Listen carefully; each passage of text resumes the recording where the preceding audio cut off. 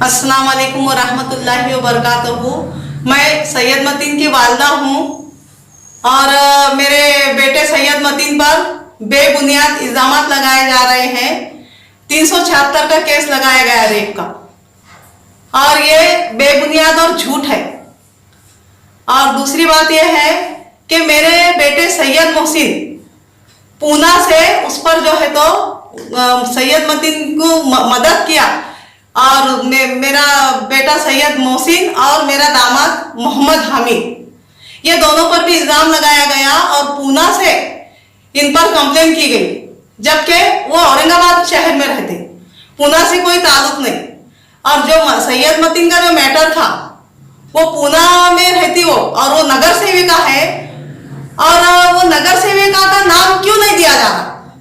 मेरी अवाम से अदबन गुजारिश है कि उसका नाम क्या है और वो कौन है, इसकी तफ्तीश करें। सैयद मतीन का मसला हुए 6 महीने गुजर चुके।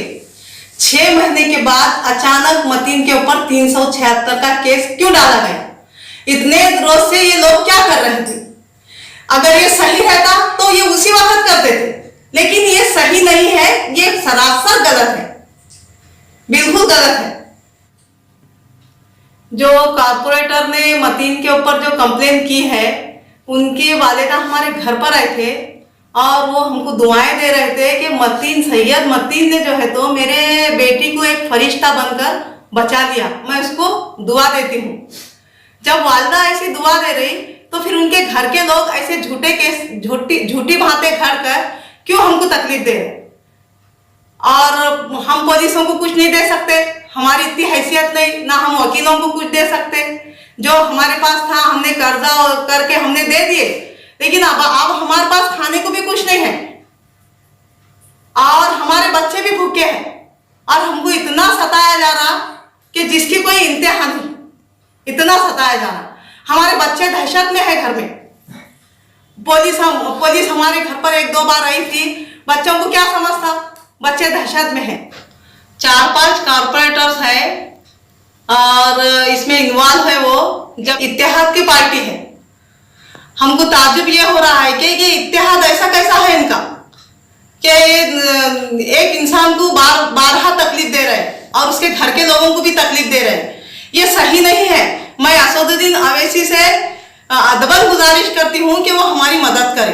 और हमारे घर में रोजा इफ्तार करने के लिए पैसे नहीं है और सहरी करने के भी लिए पैसे नहीं है और हमारे दिन कैसे निकाल रहे हैं हमको मालूम है और अल्लाह इसको जानता है खूब।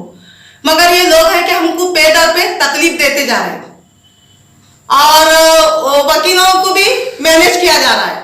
हम वकील लगा रहे हैं इतनी दौड़ धूप करके, किधर से भी कर्जा उठा के, और वो क्या कर रहे हैं, जाकर उसको मैनेज कर रहे हैं। हम जितने पैसे दिए उससे 3-4 गुना ज्यादा पैसे दे रहे हैं और उसको मैनेज किया जा रहा है। तो हमारा मसला कैसा हल होगा? तो मैं असदुद्दीन अवैसी साहब जो हमारे कायद हैं उनसे अदबन गुजारिश करती हूँ कि वो हमारी खबर ले, हमारी खैरियत ले। कभी हमारे घर पर वो आए नहीं, जबकि असदुद्दीन अवैसी साहब का चहीता कारपोरेटर था, अपने बच्चे के जैसा वो चाहते थे। लेकिन आज ऐसा उन्होंने जो है तो कभी मतीन जो है पूछे नहीं कि उनका काम यह है कि तहकीक करना चाहिए। उन्होंने गलत फहमियों में आकर कोई डिसीजन लेने से पहले उनका ये फर्ज बनता है। वो हमारे कायद भी है और मेरे दीनी भाई है। तो अल्लाह की रिजा हासिल करने के लिए उन्होंने हमारी खैरियत पूछना था, लेकिन नहीं पूछे, कोई बात नहीं है। और क्योंकि उनको मालूम ही नहीं है हकीकत क्या है, तो उनका ये फर्ज है कि वो हमारी हकीकत जान ले। और आज हमारे घर में बच्चे हमारे भूखे हैं और ये रमजान का मुकद्दस महीना चल रहा है और हमारे घर में कोई पैसे नहीं, कुछ नहीं, क्या नहीं, और हम परेशान हाल है। और उस पे से ये हमारे को बार पुलिस हमारे घर पर आती है, बगैर ड्रेस के आती है और उनको भेजा जाता है यहाँ पर कि सैयद मतीन कहाँ है, उनको बोलो किधर उधर फिरना, नहीं तो हम अरेस्ट कर लेंगे और जमानत नहीं होंगी, 5 महीने जमानत नहीं होंगी।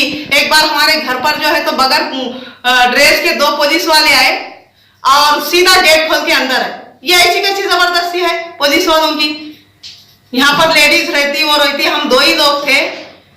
फिर हमको बोले कि भाई वो उसको समझा दो, नहीं तो आपके ऊपर जो है तो केस किया जाएगा और उसकी बेल नहीं होगी 5-6 महीने। उसने क्या करा क्या नहीं करा वो आपको नहीं मालूम, हमको ऐसी धमकी देकर गए। सैयद मतीन गलत है या सही है ये अल्लाह बेहतर जानता। अगर सैयद मतीन गलत है तो मैं उसकी माँ, एक जमात की रुकने जमात हूं मैं सैयद मतीन का साथ नहीं दूंगी। लेकिन हकीकत का जानने वाला अल्लाह है। सैयद मतीन गलत है या सही है ये तो अल्लाह फैसला करेगा और कोर्ट भी फैसला करेगा। लेकिन मैं अवाम से गुजारिश करती हूँ कि वो हमारा साथ दे और हमारे कायद बैरिस्टर असदुद्दीन अवैसी से मैं अदबन गुजारिश करती हूँ कि वो अपनी एक बहन और उसके खानदान का साथ दे। और पूरे खानदान को हमको टारगेट बनाया गया है और हमारा चलना फिरना मुश्किल है बाहर। हमारे अंदर इतनी दहशत फैलाए हुए हैं वो लोग कि हम आप बयान भी नहीं कर सकते इस बात को। ये तो अल्लाह बेहतर जानता, हम जो भी बोलेंगे अल्लाह को बोलेंगे, अल्लाह काफी है। लेकिन कि मैं अवाम से गुजारिश करती हूँ कि वो हमारा साथ दे और कमिश्नर साहब से भी मैं अदबन गुजारिश करती हूँ, एक अपनी बहन समझकर, अपनी बहन का खानदान समझकर वो हमारा साथ दे। तो मैं तमाम अवाम से गुजारिश करती हूँ, अदबन गुजारिश करती हूँ कि वो हमारा साथ दे, सच का साथ दे। अगर आप लोग सच का साथ देंगे तो अल्लाह ताला इसका आपको अजर भी देगा और आपसे राजी भी होगा। हमारे यहाँ चिकन और बकरे के लजीज डिशेस दस्तियाब है। इनमें स्पेशल चिकन बिरयानी, बकरा biryani, chicken biryani jumbo pack, fish fry, chicken 65, chicken लपेटा, चिकन मसाला सालन, बकरा मसाला सालन शामिल है। एक मरतबा जरूर तशरीफ लाकर हमें खिदमत का मौका दे। प्रोपराइटर अब्दुल रहीम उर्फ मन्नू भाई, चौधरी ओडा लन्ना बाउस थाड़े चौक, हिंगोली गेट, नांदेड़। हमारे यहाँ मुख्तलिफ कंपनियों के इलेक्ट्रॉनिक्स और प्लास्टिक के तमाम सामान और फर्नीचर दस्तियाब है। एक मरतबा तशरीफ लाकर खिदमत का मौका दे। Proprietor Hafiz Mazharullah Baig, Adhar Baig, Albarkat home appliances, furniture and electronics, टायरबोर्ड, दिगलू नाका, नांदेड़।